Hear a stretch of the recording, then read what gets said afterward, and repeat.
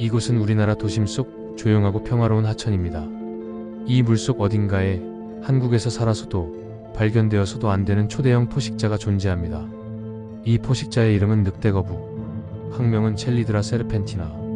북미 대륙을 원산지로 하는 이 거북은 악어 거북과 종이 다른 또 하나의 거대한 민물 거북입니다. 길이는 성체 기준 35cm부터 최대 50cm에 달하며 무게는 15kg 안팎입니다.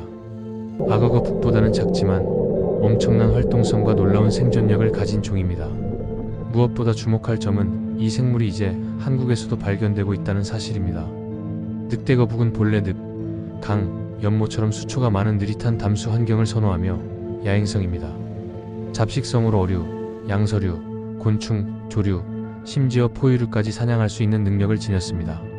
강한 앞발과 턱으로 먹이를 물고 찢으며 위협을 받으면 입을 벌리고 씩씩하는 소리와 함께 몸을 뒤로 젖혀 공격 태세를 취합니다. 특히 육지에서의 위협성이 매우 강해 물속보다 위험한 육상 거북으로 불리기도 합니다. 늑대거북은 턱의 힘이 매우 강력합니다. 성체 기준으로 300N 이상, 즉 생닭뼈 정도는 순식간에 부러뜨릴 수 있는 수준이며 사람의 손가락이나 발가락은 절단에 가까운 외상을 입힐 수 있습니다. 실제 미국 내 기록에 따르면 낚시 도중 부주의하게 늑대거북을 건져 올렸다가 손가락이 거의 절단된 사례, 수초 제거 작업 중 등껍질을 밟아 발가락 관절이 분쇄된 사례가 보고된 바 있습니다. 국내에서의 공식 사고 사례는 아직 없지만 광명, 김포, 구미 등 도심 인근의 하천에서도 개체가 발견된 이상 사고 발생 가능성은 충분히 존재합니다. 이 종이 최근 한국에서도 발견되고 있다는 점은 단순한 유입이 아닌 적응 가능성을 시사합니다. 국립생태원과 한국양서파충류학회의 보고에 따르면 늑대거북은 10도 이하의 수온에서도 활동은 줄지만 생존 가능성은 매우 높다고 합니다. 실제로 캐나다 남부와 미국 북부 등 한대에 가까운 지역에서도 이 종은 자연 동면을 통해 생존해왔으며 이는 한국의 겨울도 충분히 버틸 수 있다는 방증입니다.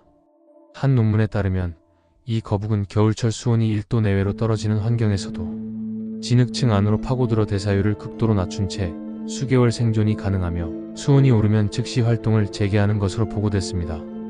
실제로 한국에서도 늑대거북은 한겨울을 지나고도 살아있는 채 포획된 사례가 존재합니다. 이는 단순 사육개체가 아니라 생존력이 입증된 침입종이라는 점을 경고하고 있습니다. 이로 인해 해당 종은 2024년 환경부 지정 생태계 위해우려종으로 분류되어 특별 관리되고 있습니다. 늑대거북은 일반적인 토종 수소생물에 대한 높은 포식 압력을 가하며 느린 습성의 금개구리, 맹꽁이, 수서곤충, 치어 등의 생존율을 급격히 떨어뜨릴 수 있습니다. 특히 한국은 작은 습지와 저수지 기반의 단순 생태계가 많기 때문에 한 마리의 외래 포식자가 생태계 전체 먹이사슬을 위협할 수 있습니다. 이들은 초여름 물가 근처의 부드러운 흙이나 모래 위에 산란합니다. 암컷은 육지로 올라와 평균 20개에서 많게는 40개, 일부 개체는 무려 80개에 가까운 알을 낳습니다. 특히 5월에서 7월 평균 기온이 25도를 또는 중부 이남 지역에서는 자연 산란과 부화가 충분히 가능한 조건이 형성됩니다. 실제로 일부 지역에서는 하천변 모래 둔치에서 의심되는 산란 흔적도 보고된 바 있습니다. 만약 성체 암컷이 우리나라 기후에 완벽 적응해 번식을 시작한다면 강력한 번식력과 생존력으로 눈 깜짝할 새에 우리나라 생태계를 점령할지도 모릅니다.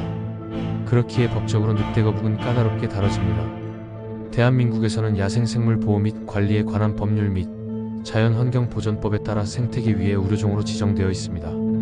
특히 무단 사육 또는 방류 시 민사적 책임도 발생할 수 있으며 3년 이하 징역 또는 3천만 원 이하 벌금에 처할 수 있습니다. 늑대거북을 허가받지 않고 지속사육과 방류를 절대로 하지 않아야 합니다.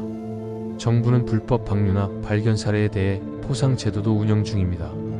위의 외래생물 발견 시 사진 또는 영상 자료와 함께 지자체나 환경부에 신고하면 최대 30만 원의 포상금이 지급되며 반복 제보자에게는 생태 모니터링 요원 위촉 기회도 열려 있습니다. 신고 기관으로는 국립생태원 외래생물 신고센터, 환경부 생물다양성과의 유선으로 신고가 가능하며 국립생태원 외래생물 포털 또는 스마트폰 생활 불편 신고 앱에서 온라인 신고도 가능합니다. 위협적인 개체를 사육하는 것은 그만큼 큰 책임이 따릅니다. 단순한 호기심과 무책임으로 우리나라 귀중한 생태계의 파괴의 씨앗을 뿌리지 마세요.